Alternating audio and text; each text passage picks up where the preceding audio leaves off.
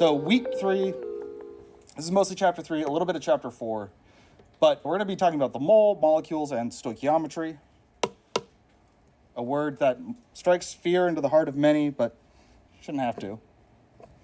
This was really cool, and you can think about, read the quote here. Almost all aspects of life are engineered at the molecular level, and without an understanding of molecules, we can only have a very sketchy understanding of life itself. This is why medieval medicine was like leeches, and they thought that people had 4 biles, and if those got out of whack, then you got sick. And so they would do crazy stuff like bloodletting. This one spot is so squeaky.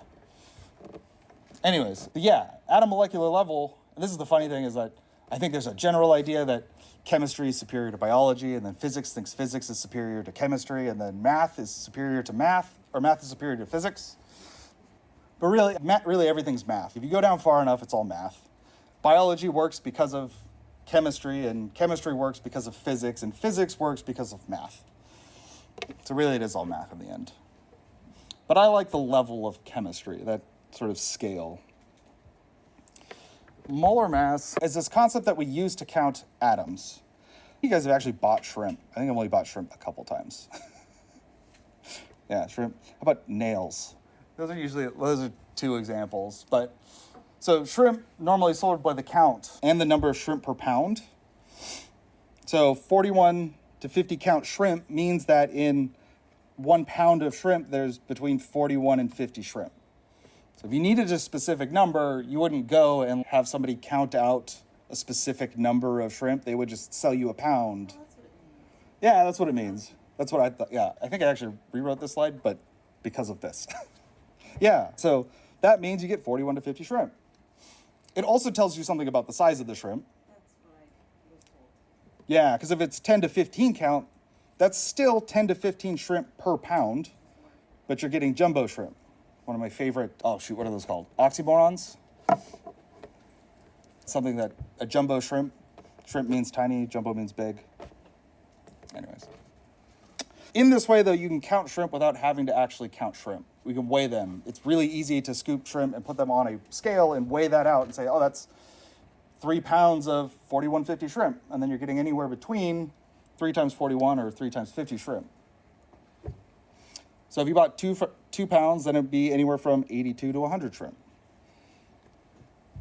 Really, we're just trying to avoid counting things, partly because atoms are so small and so numerous that you can't count them. Even if you could see them, you can't count them fast enough. Similar but much more precise concept exists for atoms. And that's this concept of molar mass. So you might think, if we can just do everything by mass, then why do we even need to know anything about the number of atoms? And that's because at the molecular level, where things are actually happening, those reactions are happening between individual particles. And it's less about the mass of one thing reacting with the mass of another thing, and it's more about, because a mole is about on the scale of a sextillion. I have 1 sextillion of these particles, and they collide with 1 sextillion of these particles, and that's the reaction happening on the sort of 1-to-1 scale. So everything's happening because of individual particles colliding. So if we talk about masses, we have some particles that are really heavy, and we've got some particles like hydrogen that are really light. And so our masses, unless we have some way to relate those to the number of particles, doesn't really mean anything in terms of the individual count and individual particles. So like here, 2 hydrogen atoms have to combine with 1 oxygen atom to form 1 molecule of water. So that's the process actually of burning hydrogen. So 2 hydrogen plus 1 oxygen equals H2O.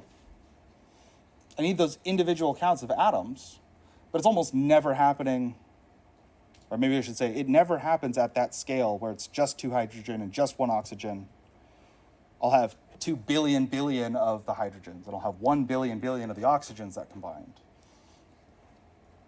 So we really do need to know, or at least be able to work with these things, atoms and molecules, in terms of the counts. But we need a way to measure things also. Some other examples that you might be familiar with are like a dozen. I'm sure everybody's familiar with a dozen. A dozen just means 12 of something. It could be anything. It could be 12 elephants. It could be 12 people. It could be 12 chairs. It could be 12 markers. Doesn't matter. It's just 12 of something. The unit there is not really the dozen, it's just telling us about the number of things. Another one that might be less familiar is a gross. Gross means 144. So again, 1 gross donuts, 1 gross elephants means 144 of that object. Could be anything. So where am I going with this? The mole is the chemistry equivalent of a dozen or a gross, and it's a way of sort of counting a huge number of things quickly and with much, much smaller numbers. So when we say a mole, we mean this Avogadro's number, named after the dude who came up with this concept. So 1 mole is equal to 6.02214 times 10 to the 23 particles. And again, just like 1 dozen could be a dozen of anything, and a gross could be a gross of anything, we could have a mole of anything. Whether or not you will have a mole of anything very much depends on the thing. When we're talking about atoms, though, the nice thing about a mole is it usually relates to a reasonable amount of atoms in terms of mass or size. So 22 copper pennies. There's about 1 mole of copper atoms there. If I had about 1 tablespoon of water, that would be about 1 mole of water molecules. So this brings things to a reasonable human scale, which is what makes it a convenient number. So how did this value come about? Again, remember we used carbon, talked about atomic mass units, and we said, if I have a carbon atom and it's got 6 protons and 6 neutrons, if I divide the mass of carbon by 12, that gives me 1 atomic mass unit. We're coming back to carbon again because the value of the mole is defined based on carbon. 12 grams of carbon equals 1 mole of carbon atoms. That's like the set definition. So if you could count 12 grams of carbon exactly, and you could count all of those atoms, that would be 6.02214 times 10 to the 23 atoms of carbon. And this also gives us an important thing, which is 12 grams of carbon. Actually, I should say this whole ratio here. So now I can say, well, if I have 12 grams, that's 1 mole. So now I've got a way to relate mass, which is easy to measure, to the actual number of particles, which is difficult to measure, at least without the mole. So we'll talk about and we'll do an example of converting between moles and number of atoms. But I should try to think of a practical reason why you might actually want to go to atoms outside of the fact that's relating those two numbers. Can't really think of one. So we're going to spend way more time doing these conversions between moles of some substance and grams of that substance. But we'll do some calculations converting to atoms.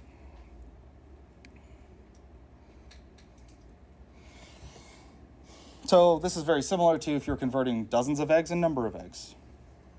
Again, we're talking here going from 1 dozen to 12 eggs, or from 1 mole of atoms to just the total count of atoms. So if we say 1 mole of atoms is 6.022 times 10 to the 23, then we have these two conversion factors because those both mean that number of atoms.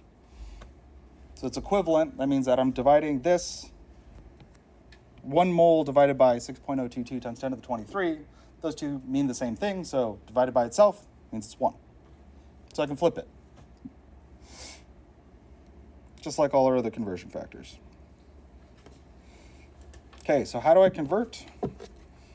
2.80 times 10 to the 22 silver atoms. How many moles of silver atoms is that?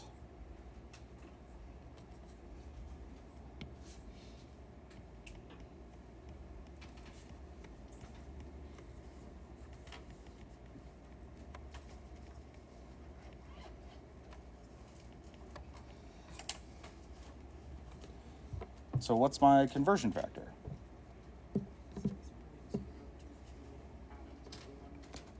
Yeah, wait. 6.022 times 10 to the 23 atoms. I don't write it this way. Over 1 mole. But what units do I have right now?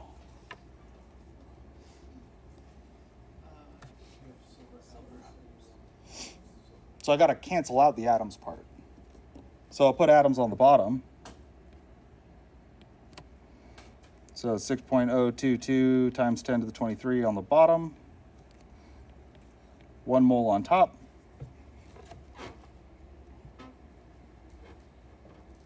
Let's do calculator.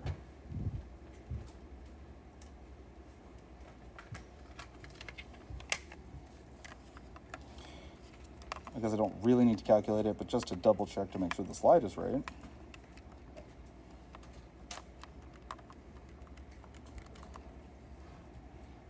Yeah. 0.046496 moles silver. And then, of course, sig figs would be 3. And we could do scientific notation, so it's 4.65 times 10 to the negative 2 moles of silver.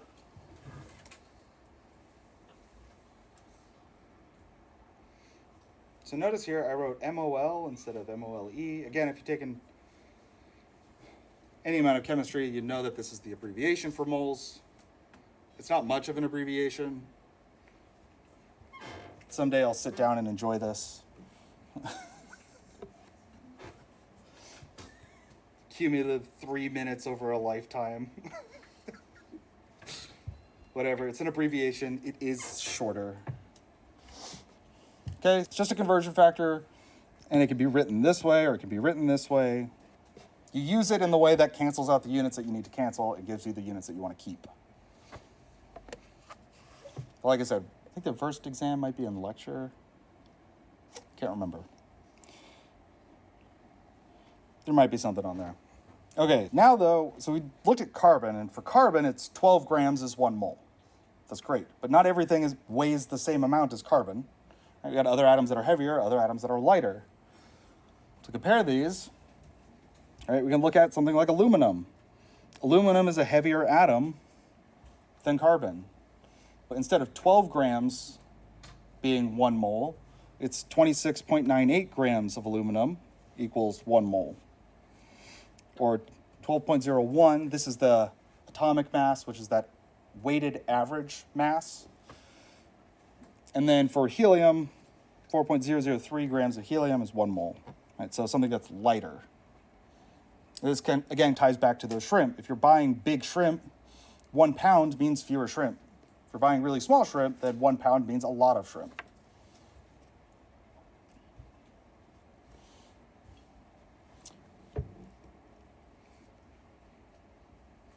Yeah. Oh, and I guess this is one of those things. It's an assumption that we technically make all the time, but the atomic mass and molar mass are not hypothetically, but theoretically different, conceptually different. They mean the atomic mass and molar mass technically mean different things, but they are represented by the same number for every element. So when you look at a periodic table, these are all in atomic mass. Those are all atomic masses for each of these. But it's the same as the molar mass, which is part of why we use carbon to determine atomic mass and carbon to determine molar mass, because then those two things are tied together. Numerically, they're the same thing.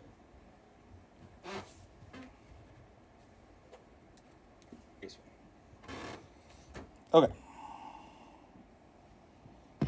Cross something off here? Yeah. The mole and molar mass? No.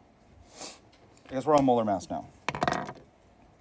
So the molar mass of any element is the conversion factor between the mass in grams of that element and the amount in moles of that element.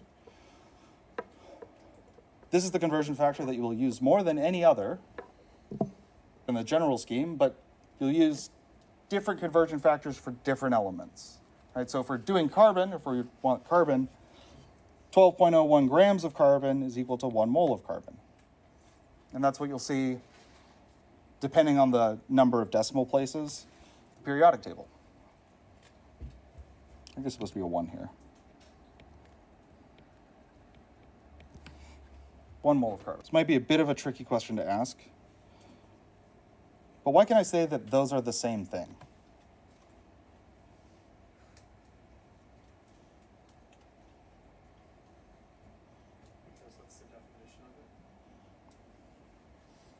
It is the definition of it.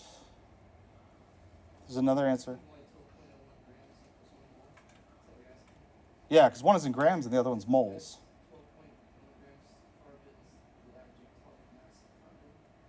Yes. It's the conversion factor. Isn't it similar to when you subtract a couple dozen grams? It's basically just all of that weight put into Yeah. a different unit of measurement?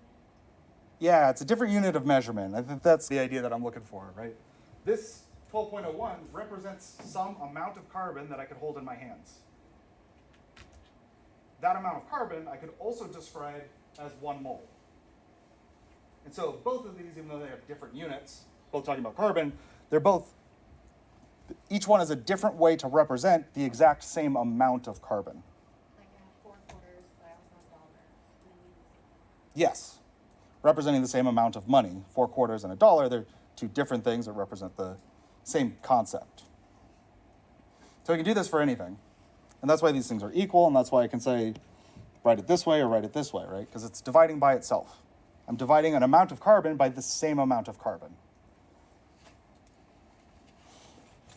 Okay. So if I want to calculate the amount of copper in moles in a 35.8 gram pure copper sheet,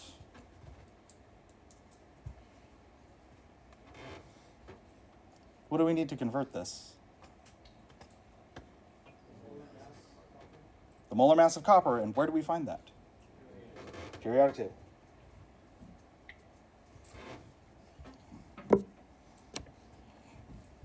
So molar mass of copper is?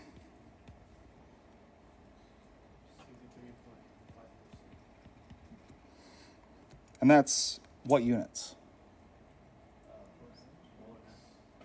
It's molar mass, grams per mole. So all of these molar masses, as we'll use them, will be grams per mole. So if I have 1 mole of that thing, it's that many grams that's on the periodic table. Cool, so I wrote it in there, that's molar mass of copper. So if I start with 35.8 grams copper,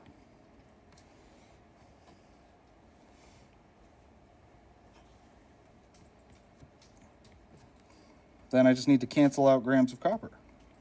So 63.546 grams of copper on the bottom, 1 mole of copper on top. That'll be 0.563 moles copper.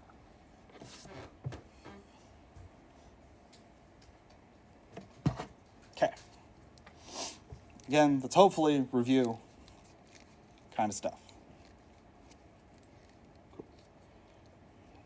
All right. So the conceptual plan, anytime that we're converting from grams of something to number of atoms, and again, we're mostly going to be doing this first part very few times aside from just like wanting to know if you know how to do it. Do we need to go to number of atoms? So first you got to obtain the mass of the sample, then you convert it to moles, and then for moles, everything, so a mole means Avogadro's number, 6.022 times 10 to the 23. That one's true for everything. We just need the molar mass here, which is unique to each element.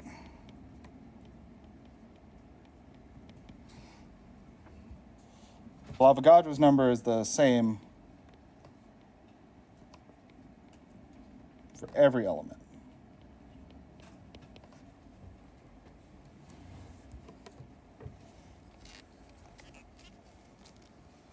It's just unit analysis. Grams to moles.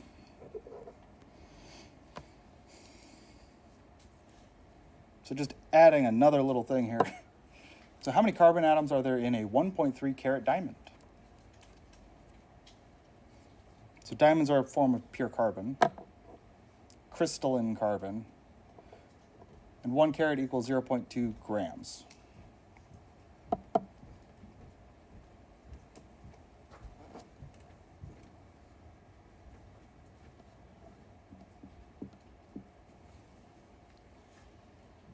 times 553. So if we start with 1.3 carats,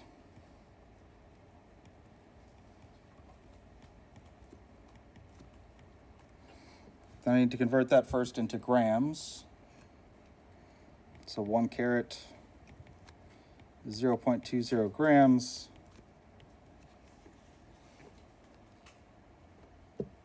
How do I go from grams to moles of carbon?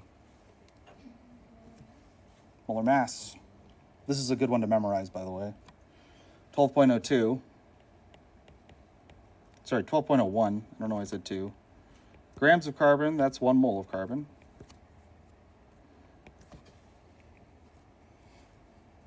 And then we want to go for moles of carbon. So what do we use? Avogadro's number. You can spread it on your toast. So 6.022 times 10 to the 23 avocados, atoms, is 1 mole.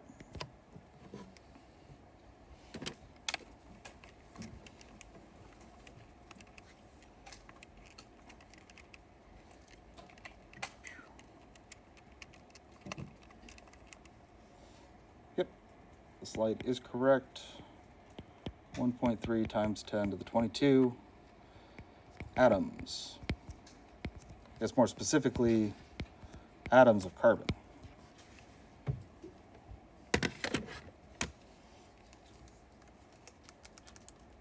Questions? Okay. Cool. Okay, this is fun. I always try to find ways, I don't know, to give you guys some sort of intuitive understandings that you can feel these numbers, because 6.022 times 10 to the 23 is a number that's so big that it's really doesn't mean anything. I could tell you that number all day and you'd be like, great, those are numbers that you said. Thank you. But if you took 6.022 times 10 to the 23 pennies, that would cover the Earth's surface, the entire surface, to a depth of 300 meters. I feel like even those numbers are too big. This one example, though, the next one, if you received 6.022 times 10 to the 23 pennies on the day that you were born, not dollars, pennies, you could spend $1 million every second for your entire life and only spend less than 0.01% of that money. Right? I want a mole of pennies.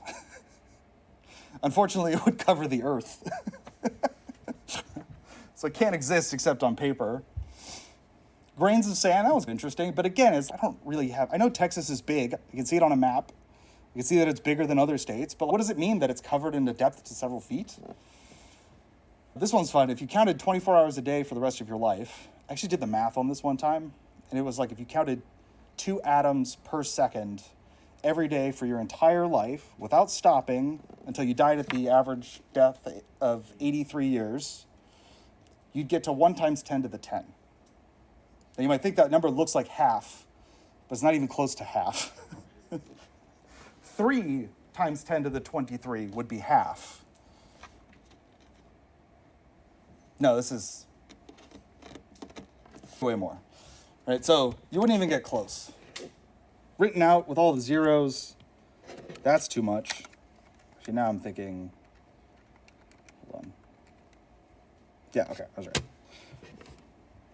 And this was another fun example. Basketballs. If you had 6.022 times 10 to the 23 basketballs, you could create another planet the same size as the Earth. Which again, that's too big. I don't know, I think the money one is the one that's like the most insane. It's like, how would you even spend $1 million every day? I suppose you could find a way. Anyways, all right, it's a big number. There's a reason that we count them by mass. Aside from, even if we could see them, nobody would count them individually. All right, so formula mass is related to molar mass. But now instead of talking about one atom, we're talking about a bunch of atoms. And we're talking about usually atoms in a molecule or an ionic compound, a formula unit. So this is the average mass of an individual molecule or formula unit. Also call this molecular mass or molecular weight. It's different from molar mass. Molar mass is usually referring to one element. Molecular mass is the mass of a molecule in grams per mole. And I think that this formula makes it seem more intimidating than it is, but really we're just taking the number of that element times its molar mass, and then adding it to the number of the other element times its molar mass, and it's the sum product of all of those.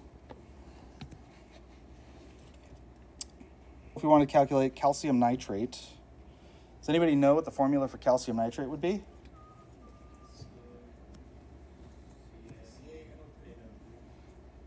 How many NO3s? 2. So CaNO3, 2. The way that I like to calculate these is I will write out first all of the elements. So you've got calcium, we've got nitrogen, we've got oxygen. And then I have 1 calcium. How many nitrogens are there? 2. How many oxygens are there? 6. Yes. Calcium is 40.078.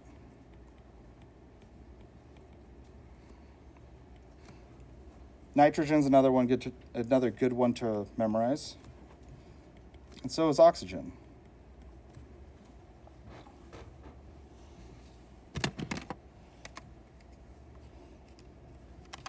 I will write this out both ways. And then you could do this all in a single line on your calculator, and it'll work, because you have to do the multiplication first.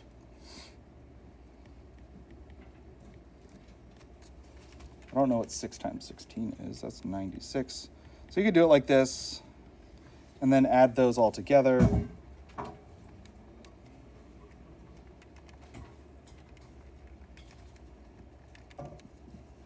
So you get 164.098. In the future, oh, what are the units of that? Grams per mole. Never forget it. Just grams per mole. In the future, the way that I'll write this is I might write out this part.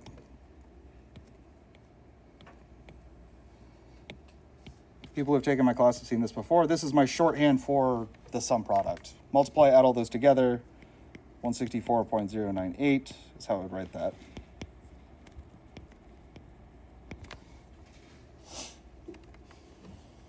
It's a formula unit, right? You just need to know the number of each type of atom, and then look up the masses, multiply number by type, by number by type, by number by type, and then add all that together.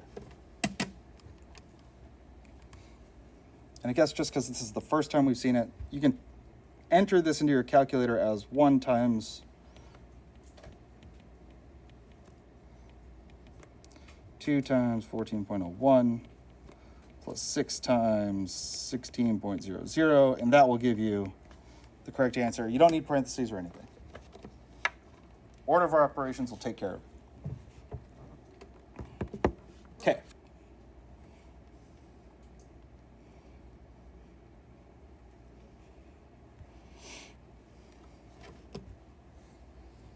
So technically we calculated formula mass, molar mass. This is another one of those things where technically they're different. The number's the same. Formula mass, molar mass, calculated exactly the same way. So if we want to do ammonia, does anybody know what ammonia formula is? NH3. Ammonium would be NH4 plus. So we could do this again, nitrogen, hydrogen, 14.01, 1.01. I guess I did this slightly different on the other one, huh? That's 1.3 grams per mole. So that's the formula mass and the molar mass. Numerically equivalent. Great. So we can, and again, this is one of those calculations that you should understand conceptually, and if you know that 1 mole is equal to 6.022 times 10 to the 23 of anything, if I know the mass of molecule A, and I know the molar mass of molecule A, then I can calculate the moles of A. And then 1 mole of A is just this conversion factor away from being the number of molecules of A.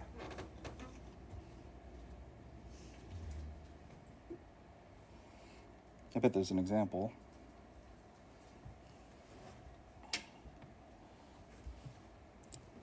Devious, this one. It's not that bad. So, a number of ibuprofen molecules in a tablet containing 200 milligrams of ibuprofen. Here's a random and fun fact. If you take ibuprofen and Tylenol, it's more effective than the max dose of either separately. And in some studies, it's been shown to be as effective as opiates without the negative side effects, obviously. Random aside. Always talk to your doctor before you take any drugs. Disclaimer. Find the number of ibuprofen molecules. Okay, so we got to start with what? Ooh, yeah. I was looking for milligrams, but yes. So that's 200 milligrams. But molar mass is in units of grams per mole. So we're going to use a molar mass here because we're trying to get to molecules, but milligrams got to go to grams first. So 1,000 milligrams is 1 gram. So this is going to be, I guess we can do it all. Okay. And what's the molar mass of ibuprofen?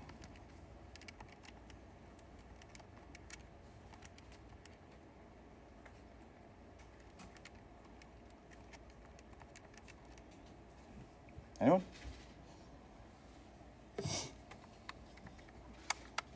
So to calculate it, there's no periodic table in the room. So you got to have a periodic table out somewhere.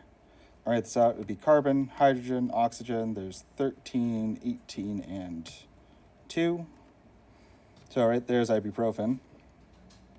Times 12.01 times 1.01 times 16.00. That's 206.31. So now I want to go from grams to moles. Yeah? Isn't 1 milligram 1,000 grams? No. 1 milligram is 1,000th of a gram. Milligram's smaller than a gram.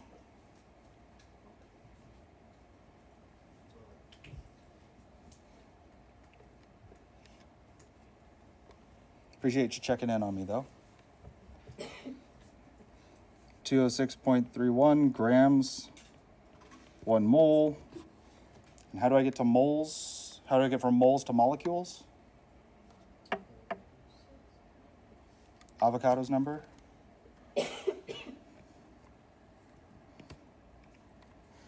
So 1 mole is what I'll put on the bottom, and then 6.022 times 10 to the 23. And remember, it's 6.022 times 10 to the 23 of whatever we counted with moles. In this case, we started with milligrams of this ibuprofen molecule. And then we convert that to grams of ibuprofen molecules. And this is moles of ibuprofen molecules. So this will give us molecules. So 200 divided by 1,000 divided by 206.31 times 6.022 times 10 to the 23. 5.8378 times 10 to the 20.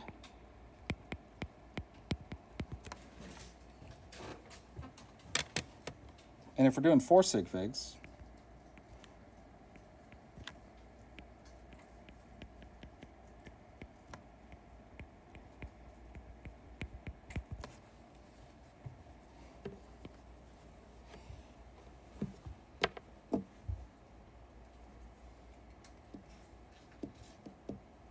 so slightly different than the answer there in the corner. Probably because I rounded a little bit on these. Although I would think that would make that a little bit... Oh, yeah, no, it's that. It's exactly that. Depending on the periodic table that you look at, or the level of precision that you're looking for.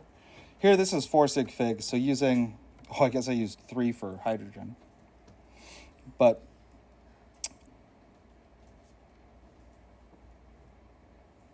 So I should have used more for hydrogen. Depending on the precision, because this is like 12, it's actually 12.007, I believe. Or the hydrogen's 1.007. A little bit of rounding can give you a slightly different answer. Yeah. How would you write that in the calculator? 200 times 6.22 times 10 to the 3rd divided by? Divided by 1,000, divided by 206.31. Yeah, so for every, I think this might be the first example where we've actually had multiple things on the top and the bottom, but it's, yeah, multiply and then divide. It's not divide, then multiply. Yeah. Divide, yeah. Multiply by everything across the top, divide by everything on the bottom. And the order actually doesn't matter. Okay, any other questions?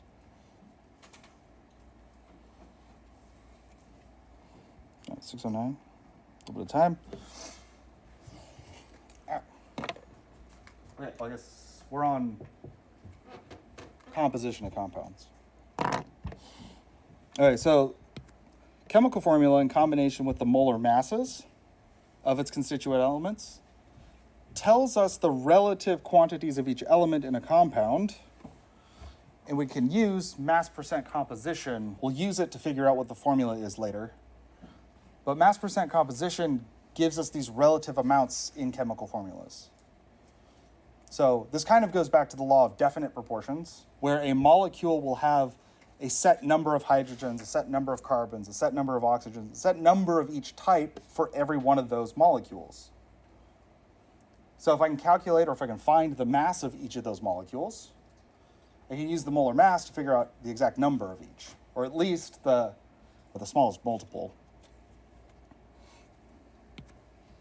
Percentages, always calculated as the part divided by the whole times 100%.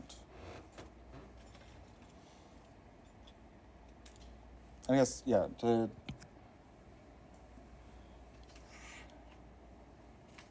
it was 18 grams of, if I have 18 grams approximately of water, then 16 grams of that is oxygen, and 2 grams approximately, very approximately, is going to be hydrogen. So if I wanted to calculate the mass percent composition of oxygen in water, it would be 16, which is the part, divided by, the whole, which is 18, times 100%,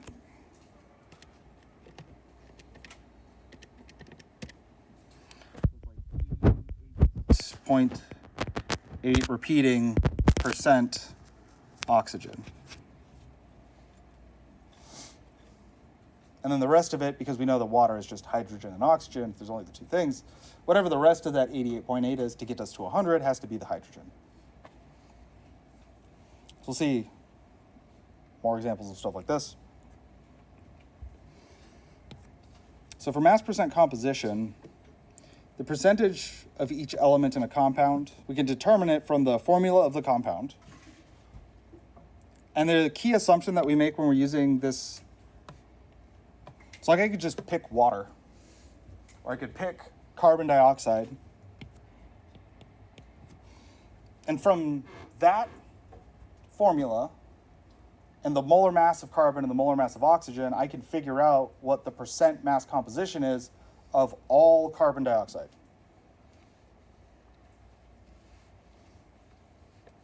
And the key assumption that we make is, okay, if we calculate it for 1 mole, remember, law of definite proportions, the ratio of carbon to oxygen and carbon dioxide never changes. So if I can calculate it for 1 mole, that'll be the same for a billion moles, 10 moles, 12 moles, a mole of moles. Doesn't matter. The composition, the ratio of those compositions stays the same. So that's one way that can be useful. Another way is to do an experimental mass analysis. And actually I think it's in a little bit. But this is the kind of thing that early scientists were doing. They take water and let's break it down into its constituent elements. Even if they didn't know what hydrogen and oxygen was, they might know I get some mass of this type of gas that all seems to be the same, and some mass of this type of gas that seems to all be the same. And so if they know the total mass, they know the masses of the things they collect. they can do this and say mass of the part divided by the whole mass of the compound. And the experimental analysis should equal the calculation from the formula of the compound too.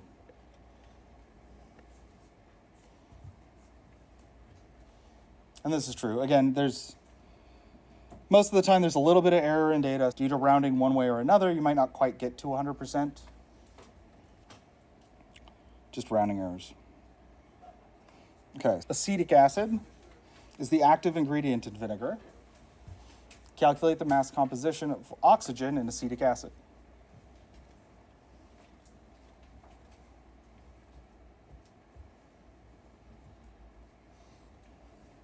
Okay. Try to make this go away. There it goes. So this is that first one that we were doing, or first one we looked at here, where we've got the formula of the compound. They gave us the formula of acetic acid. And the key thing that we're going to assume is that we have 1 mole of this compound. Does anybody know why we do 1 mole?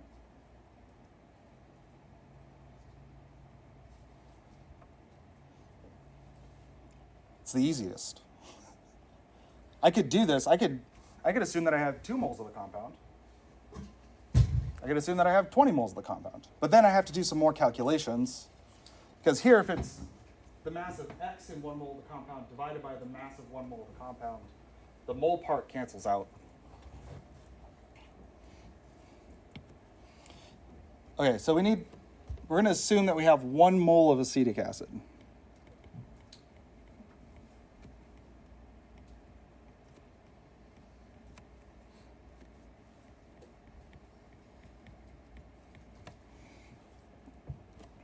So how much would 1 mole of acetic acid weigh?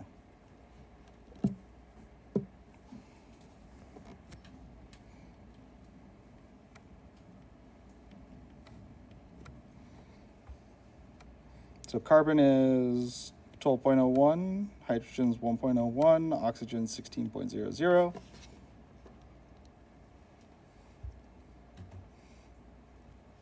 I got 2 carbons. How many hydrogens? 4.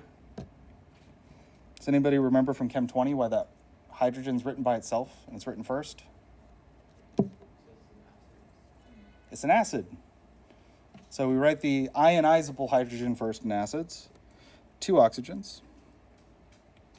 All right, so we calculate the molar mass. What was it? 60.06. You know what? That's one that I should know. So that's grams per 1 mole. So how much does 1 mole of acetic acid weigh? 60.06 grams, right? We don't even really need to do any more math there because we're assuming 1 mole. Oh, that's so convenient. The periodic table is all per 1 mole. Okay, so our total mass is 60.06 grams. What's the mass of oxygen in 1 mole of acetic acid? 32 grams, because we have 2 oxygens, and each one of those is going to be 16. So oxygen is 16.00 grams per mole. And I've got 2 of those, so we'll have 32 grams of oxygen in 1 mole of acetic acid. So 32.00 grams of oxygen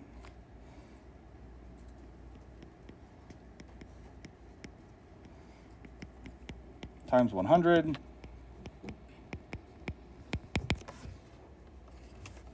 So I'm not sure with my assumptions if it does come out to exactly that. With the molar masses that I chose, it's a little bit smaller.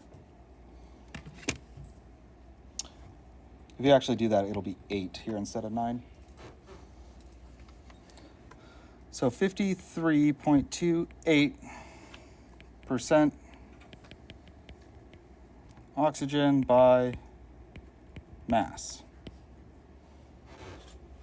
And that'll be true for any acetic acid.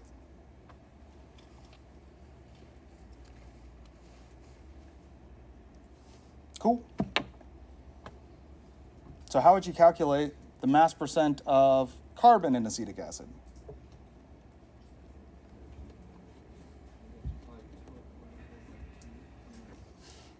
All right, calculate the mass of carbon. So take our two. Okay, we've got 2 carbon atoms. Mass of one carbon atom, 1 mole of carbon atom is 12.01 grams. So that times 2, we got 24. Then we just replace this, 24 divided by that. And then we could do hydrogen. And you could do this for any molecule, no matter how complex, as long as you know the formula and have a periodic table, really. So mass percent composition is actually pretty easy to calculate from a formula mass. Assume 1 mole, because it's the easiest. If you want to, I do really encourage you to do this, do the same thing for 2 moles. Do it for 1.5 moles. Do it for 3.14159 moles. But assume that you have that much of the starting thing, acetic acid, and then assume that you have that for each of the elements. And you'll get the same numbers.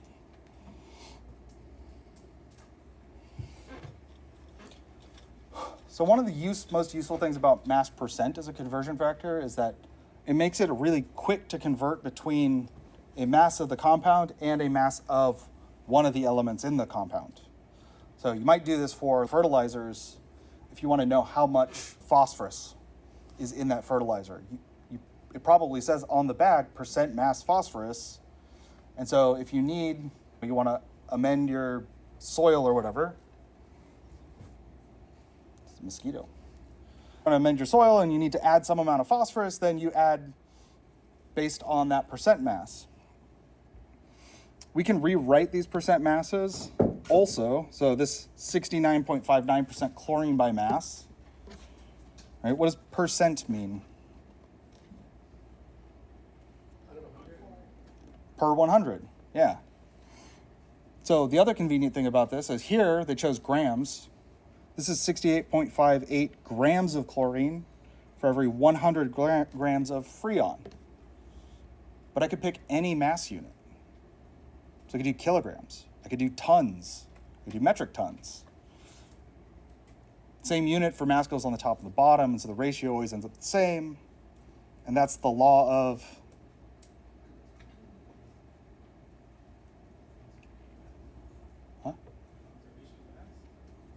not conservation of mass. It's one we talked about on Monday. Has to do with proportions. Yeah, law of definite proportions. This is a proportion. The proportion of chlorine and freon is always the same no matter the freon. So all the freon's the same. So this is an extension of that law of definite proportions.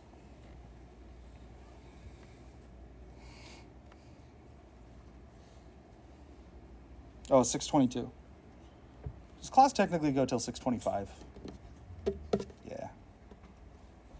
This guy. Either way, you'll still get 10 minutes before I make it over there. Which is fine. People have questions. I'm here to answer questions. So let's do this real quick, though. Because then we will have gotten through at least this. This one should be pretty quick, too. So what mass of iron oxide, iron 3 oxide, contains 58.7 grams of iron? Iron 3 oxide is 69.94% iron by mass.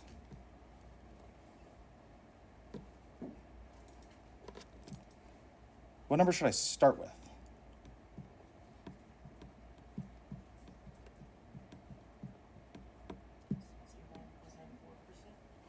69.94% is a tempting thing to start with, but I'll say this, whenever possible, don't start with a conversion factor. So we can use the percent, I appreciate you speaking up, I really do.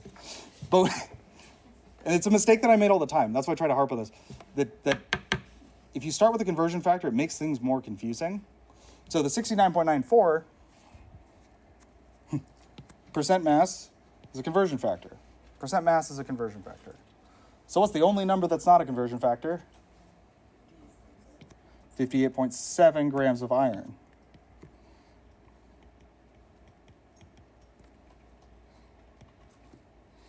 Okay. Now we can rewrite this percent mass iron. So it's going to be 69.94% per 100, Fe2O3. I just said a second ago, I could pick any mass units I want here. What mass units should I use? Grams, right? Because we want to know what mass in grams of iron oxide contains that much iron. Grams. Okay, so how do I get iron oxide and cancel out iron? Flip it. So 69.94 grams of iron on the bottom, 100 grams of iron 3 oxide on top. So it would be, I'm just going to copy what the slide says, 83.9 grams of iron oxide.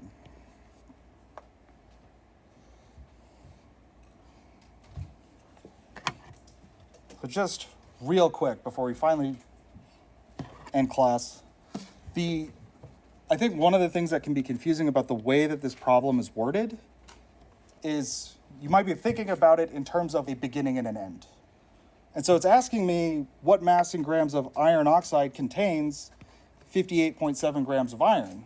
I don't know why, but I feel it also. It's, okay, so I should start with iron oxide. I'm trying to figure out how much iron oxide. So maybe I need to start from there and work back to how much iron would be in there. And this is where units can guide you to the answer, even if conceptually you feel like you should do something else. You shouldn't always ignore that, but when the units work out like this, we were given this number, so start with that number. We weren't given the amount of iron oxide, that's what we're trying to find. And we were given this percent mass. So if I write down this, then I can see, oh, this percent iron by mass is this ratio of iron to iron oxide. Now that's a conversion factor, and I can cancel out grams of iron, replace it with iron oxide, and calculate it. Okay. Especially percentages. Percentages always feel difficult going in that direction.